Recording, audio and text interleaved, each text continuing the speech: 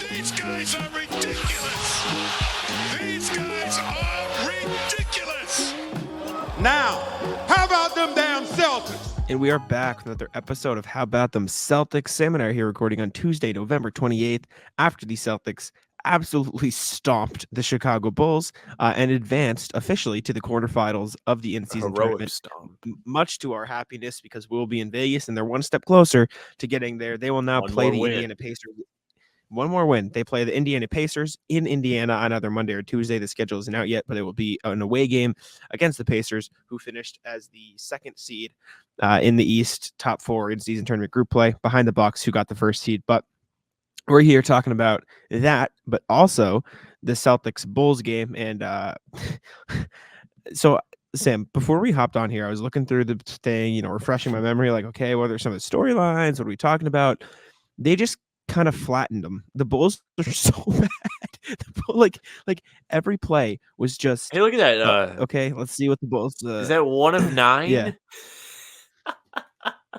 1 of Zach 9 for LaVine Zach back. LaVine. He was ruled out halfway through the game.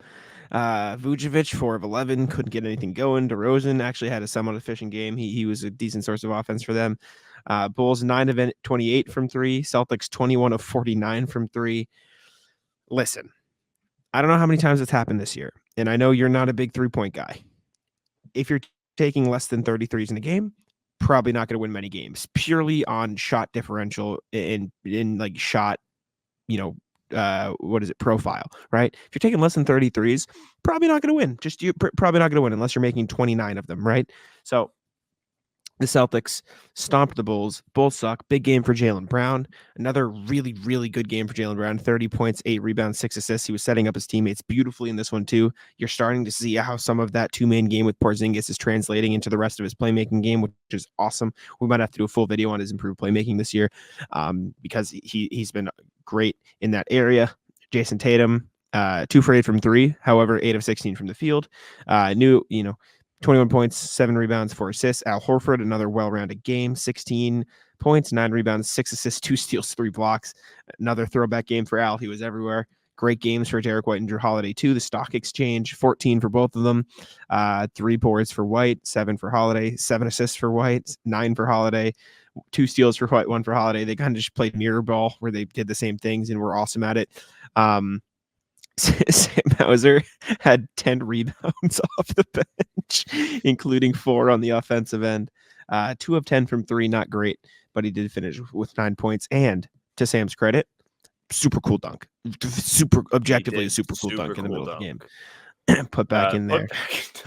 Yeah, it was just great. Pritchard, I tweeted 11 points, it, but imagine if you're 5 and 2. paying Zach LaVine almost $60 million and you got somebody doing that to you. You have to watch tough. Sam Hauser do a putback dunk. Yeah, not great. That might send Not you into great. cardiac arrest. Yeah, I mean, just rounding out before we get into details here, Delano Banton, 14 minutes, put up 5 points. He was solid, had a couple hustle plays, a nice block in Caruso. Cornette was actually good in his minutes as well. 4 points, 3 rebounds, 2 offensive, 3 blocks for Cornette. And then Svi got in there for a little bit. And Pritchard was good too with 11, 5 and 2. Yeah, I mean, this was... It is hard to be more analytical, and we can talk about we'll talk about specifics. We'll talk about Jaylen's overall playmaking and stuff. We'll talk about Drew's defense because he was back after injury. We'll talk about Horford, but this was truly, wow, the Bulls are bad. that was the main takeaway for me, at least. I don't know about you. So you want to start on the game, or you want to start on the ramifications of the game? I got you. It's up to you. We'll start with the game. All right, hit it. By that I mean I'm going to start by talking about the ramifications, but it's going to come back to the game. So the Celtics were fortunate enough to have their backs against the wall in this in-season tournament, where they needed to win by at least 23 points. That was the big storyline going into the game. Of course, Missoula talked about it pregame. We talked about it pregame, and Missoula just lied. The help from he did straight up lie. But the Nets needed to win as well for the Celtics to go through. And fortunately for the Celtics, they probably had the best team ever on the other side of the floor. Yes. To try and just absolutely stomp. Celtics got up to 35 in this game. And it was important. So if the Nets had lost, the Celtics would have had no choice but to try and win the wild card, which Yeah, I mean, just look at that. It looks like Look at this game chart. yeah. Oof. Oh my Yikes. god. 35. Bulls did have a 3-point lead. Well, Sick. good for them. The best part about Joe Mazzulla, you mentioned it after the game. Like people are asking him, like, "So did you actually care? What's the thing?" And his process was like, Kevin if we had James. gone in, well, yeah, his thing was like, if we had gone into the like he said, once we were in the position to where we could extend and push for it, obviously we're going to go for it. And so that was always in the back of my head. Who said that? But if I had gone in with, there you go. But he said if I had gone into the game and we were stressing, you need to win by this many points, and then we go down by 15, I'm going to have to come up here and lie to you guys, lie to you, Gary, he was talking to Gary Washburn, and say, no, we didn't get in our own heads. It didn't cost us the game. I would have to lie to you because it absolutely would have. And so he was like, by using the thought process of, it's just another game. We're going to treat it as such until the opportunity arises. We were able to get rid of the distraction, which is when it's explained that way, like makes some sense. But it was just funny, like the contrast of nope, fuck it, and then like, well, we're here. We can go for it. And he was all in. I mean, Mazzulla was the man tonight. This is like an ultimate Mazzulla earns everyone's respect kind of game because one, he had his boys in tip-top shape. They came out and absolutely stomped the Bulls. Yes. And not only that, but Mazzulla just foot on the gas. No breathing room for the Bulls. He said, send that man Andre Drummond to the free throw line. Dude, they played Hackett Drummond up by 30 fucking points. He talked about it after the game. Joe Mazzulla, he said, yeah, I apologized to him after the game. He had to go apologize to Drummond. This may have eclipsed the Grant Williams I'm gonna make both game as the funniest game I've ever seen. Joe also said, he goes, because he had like a conversation mid-court with Billy Donovan during the game, explaining it, because he said Billy Donovan thought that we just had to win by 22 or 20, whatever it was, 23 points. But I had to explain that there was also ramifications about, the net score. So like if we won by this much and they won by this much, we would still not advance. And so he was like, I had to explain that so he at least understood why we were Hackett Drummond. Joe Mazzulla, by the way, who was probably in the most awkward position of his coaching career because he just, there was that stage where everybody wanted him fired last year, but maybe second most awkward where he's like, listen, like, I'm sorry, but I kind of have to do this. Like, I have no choice. The fan base kind of cares, and people ask me about it pregame, and we're in position. And if my team fumbles this, then we are going to hear about it. So we need to absolutely something. And they did try to fumble it. They did try. Tatum, disaster class to start the fourth quarter. The man looked like he might have been blind or still sick, whatever he was dealing with. And he could not buy a basket. Happy to see Jaylen play a great game. I know we touched on it. Yeah, I'm sorry, little one. This is Joe Mazzulla to Andre Drummond. Yeah. Well, it's true. You have to really think about, from a Joe Mazzulla perspective, you're disrespecting the greatest rebounder of all time too. Like you have to, essentially humiliate the guy, and he has such a great rapport around the league. Like everybody knows he's the best guy at grabbing rebounds ever. Dude, I'm just crying still that they fucking because what's happened when they were like going to Hackett Drummond. Dude, the best part was they didn't just hack a Drummond. They didn't have enough fouls to hack a Drummond, and so they committed 3 fouls in a row with 7 minutes left in the fourth. And we're up there on the 9th floor watching the game, and I was confused. I was like, "What is happening?" And then I saw. Oh, I knew right away. Fucking foul Drummond and hack-a-shacking or hack-a-Drummonding a player up by 30 in the fourth quarter. It's just. That's all time hilarious. Like that might be one of the funniest things I've ever watched on the court. Like that was, and they did it like 3 times too. It was back to back. And after the game, Gary Washburn, he goes, did you enjoy the sort of competitiveness? And he goes, you know what I enjoyed? The math in the fourth quarter when we were 0.0 points per possession because we sent the guy to the free throw line. He missed his fucking. Was just breaking down the math of how good a defensive possession it was because Drummond couldn't hit his free throw. He's just like sitting there like exhaling real deep in the coach's box. Dude, it was awesome. It was again so good. to kind of rope it back into like, hey, this was pretty cool. All 5 starters being in double figures. I love that. I thought everybody really played well, even though Tatum had a rough fourth quarter. He's still like Mm, box score wise had a pretty good game.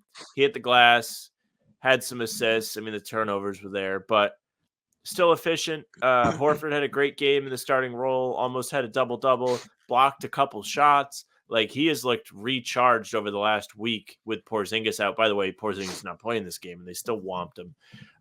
Then you had a great Drew game in his first game back from the ankle injury, which was really great to yeah, see. Like, we really haven't seen a lot of great Drew shooting games. We've seen him impact games. We've seen him hit the yeah. glass, which he did again tonight with 7 rebounds. Absolute hoss. Mhm. Then, of course, Derek White, reliable as ever. He had a couple big baskets where, like, it was kind of starting to creep towards that 23 mark again, and Yeah. he got him away for that. So that was pretty great. And I swear to God, you truly can't get a good game from Hauser and Pritchard at the same time. No, they were both okay tonight. I guess. I thought Pritchard was good. Well. Yeah, Pritchard was good. Hauser didn't shoot Hauser particularly was well. atrocious. He couldn't make a shot. He was good though. Like 4 offensive rebounds, 10 rebounds overall. Like he wasn't efficient, but I don't think it was a bad game. Do you know what I'm saying? I will say about, excuse me, I have the hiccups. Drew Holiday. Jared Weiss, the Athletic, was asking about it after the game, and I assume he'll be writing about it. So go check it out over there if you haven't yet. Joe Mazzulla talked about how he put Drew Holiday in a free safety role. So he basically He was put Drew robbed. Holiday, yeah, effectively. So he didn't have Drew guarding Levine, DeRozan, Vooch. He had him on whoever else was on the floor, Patrick Williams for a Pat good Williams. stint. Yeah. So there was one play in the first quarter. I couldn't find it because I didn't know what like box score thing to look at. But Derek White was on DeRozan and he got screened off. And then since Horford wasn't drop, he didn't come over. Drew Holiday helped over from his guy. Al Horford dropped back, continued to cover the screener, which I think was Vooch, and Derek White sprinted over to Drew's guy. And so having him play free safety, and DeMar DeRozan was like, what the fuck's going on? Like he had no idea like what to do with himself. And so having Drew play that role, Joe was just like, yeah, he was, the guy tonight who stepped up and did things for us in that end. And I think that's part of the randomness you see that we talked a lot about early in the season, where it's, KP and drop and KB has the freedom to trap if he wants to, or Drew Holiday can roam over, or Tatum and Brett. Like they're very free on the defensive end because Joe said it. He goes, in order to be good on defense, your guys have to love defense, and our guys love defense, so it's good. And you saw that tonight. And again, a little asterisk. Bulls bad. However, Bulls the Celtics very did bad. lock in on defense. Like the Celtics were locking up on defense, especially when it mattered. So credit Drew for that free safety role. That was fun. And then Jaylen again. We have to talk about Jaylen. He's awesome. Like the 3 turnovers or whatever. He had a couple ones that were reminiscent of last year, like him driving, getting caught from behind. But 30 points, team high plus 22, 8 rebounds, 6 assists. Like he has been so good this year at Game high in the plus playmaking. minus. Say that again. Game high plus minus. Yeah, he's awesome. Like Jaylen Brown deserves a ton of credit for the progression he's made. He talked about it after the game. He said, "Yeah, I think I've been getting better a lot this season." You talked about how Drew's defense has helped him improve as a defender. I think it was after the Hawks game or recently. He talked about how I think I'm becoming a more complete player this year and getting more comfortable making these reads. Like he's really becoming a well-rounded player that the Celtics have wanted him to be for a long time. These drive and kicks plays he's making, like, dude, he's doing it consistently now. Like, this is not something he was doing last year, driving into the paint, kicking it out. And even when it's not a direct assist, it's for a hockey assist. Like he had a lot of those during the Hawks game, and the assist showed up tonight with 6. He only had 6 games last year with 6 or more assists. He already has 3 this year. Like he is becoming a much better playmaker, and he deserves a ton of credit for the strides he's making. And this is coming from the guy who wrote an entire article last year and got yelled at on Twitter. Biggest hater. New FanDuel customers can bet $5 and get $200 in bonus bets, guaranteed. Plus, all customers who bet $5 will get $100 off NFL Sunday Ticket from YouTube at YouTube TV. So I want to pile onto your point. One, Yeah. did notice Jaylen making good reads tonight. He had a couple great kickouts to the corner. I also noticed that he was able to do it from the post once or twice. And Jaylen Yeah. is a good post player. He's great in the mid-range, fading away out of the post. So if he's getting the ball there and seeing multiple defenders, I'm becoming more confident that he's going to make the correct play.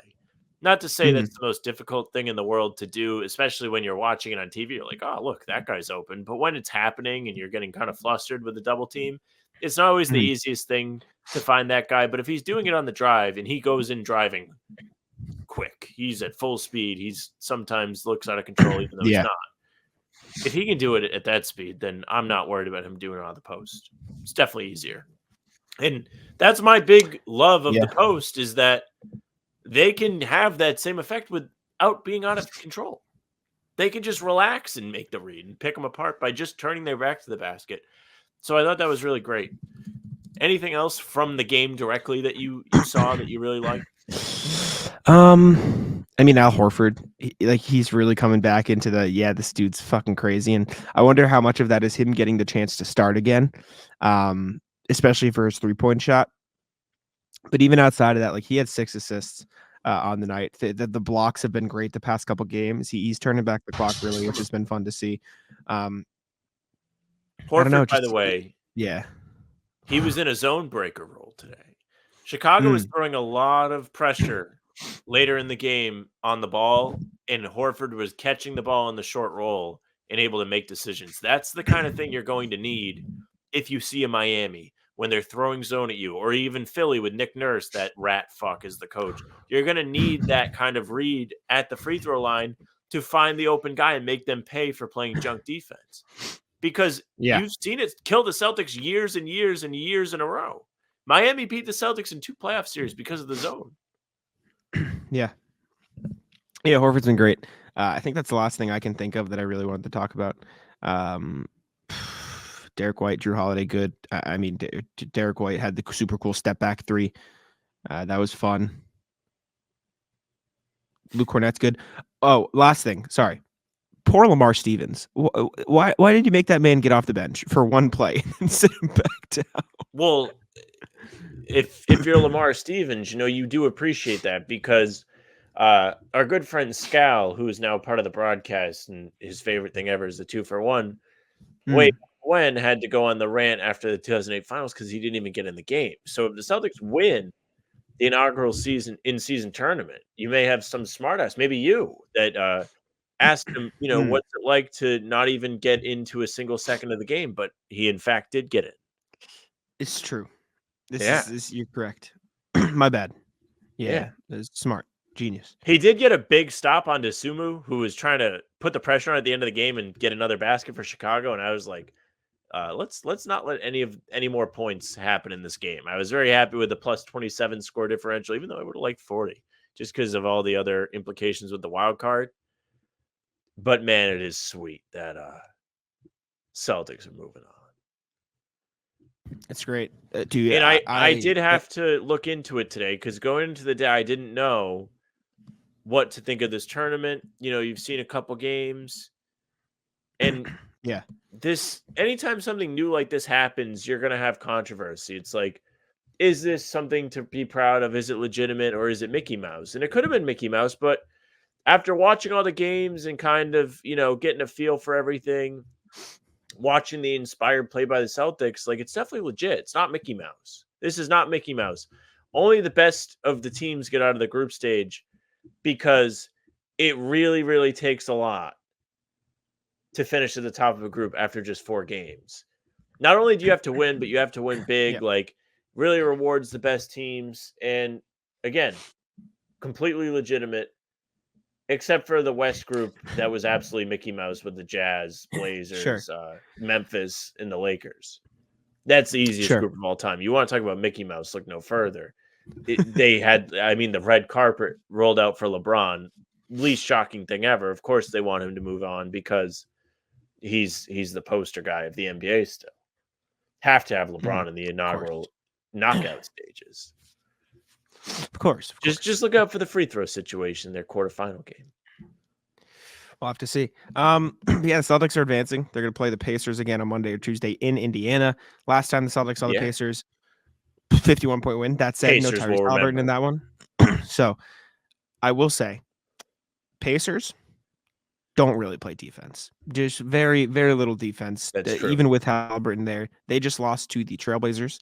They've lost 3 of their last 7. However, they have gone loss, win, loss, win, loss, win, loss. So they're very much up and down at the moment. Well, they might play again before Tuesday or Monday, so that's good. Hopefully, they're coming off a win. The Pacers play Friday, I believe. So, good news, very good news. Mm-hmm. Good riddance to the Milwaukee Bucks TD Garden floor. Never have to see it again. Yeah. Rest in piss. However, we do have to see the electric blue Indiana Pacers melt your eyeballs cold. That's tough. And also, the Pacers, by the way, just look. Jerseys are dark and black, so that means the Celtics. They're cool though. White jersey. No, they're. I kind of like those jerseys, but the Celtics might have to wear white on the road, and if they do, they'll probably lose. Pacers play 2 more times. In between now and the games. It is 2 games against Miami, so maybe they'll be tired. I'll say this about the jerseys. No reason you can't wear green. Just do it. Just wear the green. I will say that's going to be impossible to watch if they wear green. It's going to be impossible to watch anyway. The court is think about the court. Green on the blue and yellow. I don't know. I don't care. I don't just have some honor. Would you rather them wear the home whites or the in-season tournament whites on the road? What's more respectable to you? Don't say neither. They just both look terrible. Okay. I refuse to concede to this. It's criminal. Silver should be jailed. Jaylen Brown, by the way. Jaylen Brown's not a fan of the in-season tournament and like the rules going on so far. He said it's tough because that's not how the game is supposed to be played. You got to respect your opponents, 1, and 2, it's just a weird setup. If I was another team, I'd be upset that we were doing the hack of Drummond in the 4th quarter as well. He also said, to be honest, it was a little weird, but the ultimate goal was to win, and we did that. Also said, personally, I don't have a comment on it. I think the agenda has been to increase competition, increase revenue, to kind of make it more exciting time of the year. But I don't have a comment. But I will say that honestly, I know he goes on to have another one. But I will say that honestly, there's a line between increasing all of that, like the revenue, the competition, the excitement, etc., and compromising the ethics of the game. It's a balance. This is kind of the first that we've seen of this. I'm sure there will be a lot of conversations going around that will get to some decisions. Also said that they will probably end up having the MBPA meeting. Or probably end up having a conversation with the NBA about it, like going on next year, etc. And he did throw in the courts as a part that they'd have a conversation about too. So if you'd like to look forward to anything, Sam, there you go. I mean, not for nothing, they beat the Pacers by 51 in a regular game. They beat the Wizards by like 40. I mean, this was nothing. Mm-hmm. And I'll say this, the Celtics should play without ethics every single game because they didn't blow the lead today. Yeah. It never got below like 16 in the second half. Well, the best part was, and Joe Mazzulla talked about it, he said it was good. Like the 3rd quarter was good. The Bulls went on a little run in the 3rd quarter at the beginning, middle, like 9-minute mark around there. And then they squashed it. And then they were like, nah, sorry, you suck. And the Bulls, I mean, they do suck. Pelicans have advanced. Fat Zion. Pelicans advance? Ooh. Yep. Good for them. Yeah, anything else you want to talk about before we get out of here? I feel like I was saying something. Yeah, play hard every game. Play hard every game. Because I'll say this, like it ruled so watching this game was like if NBA teams bet the spread and then played the game. Like it felt like 23 was the 0 because everybody was really into that. Sure. The team was clearly trying for it, and it gave them a competitive edge that we really haven't seen this Celtics team play with. Like, oddly enough, this may be my favorite win of the season because they had a tremendous challenge in front of them. They had to win by 23, and they exceeded it. They were up in the 30s for the majority of the second half. Yeah, they killed it. It was a good game from the Celtics. Like, objectively, this was one of the better runs of the season. They were confident. They did it, and good for them. Yeah. And Also, Fiend, this is like a anything mini else? show, so I'll do a mini rat list. Is anyone that like pretends they're super confused by the way the in-season tournament works. Now, I understand that the tiebreaker is confusing. That is fine to be Yes. confused about. But the people from the jump Sure. that were like, I just don't get it. My man, just Google it. It's not that hard. There's 4 groups or 3 groups in each conference. The winner of each group moves on, and then the 4th best team, which I guess is where it gets complicated, also moves on. Not that hard. Yeah. Really not that hard to understand. Sure. I'll back it. I agree. I think that'll do it, though. Anything else that we missed? Just final takeaways. Celtics good, well-rounded game, impressive foot on the gas from them, and tournament definitely not Mickey Mouse. May have Not to go to anymore. the VAR on it down the road in case there's some shenanigans, Sure. but right now it's very legit, not Mickey Mouse. Okay. Respect. Also, if I respect. was a Magic fan, I'd be devastated. Did you see the meme they posted? They posted a meme. Yeah. Hey, hold up. This was I'll find it. It's funny. It's good. This isn't like a whack thing. It'll take like 2 seconds. All right. They posted fucking the Magic social media team is kind of elite. I can't lie.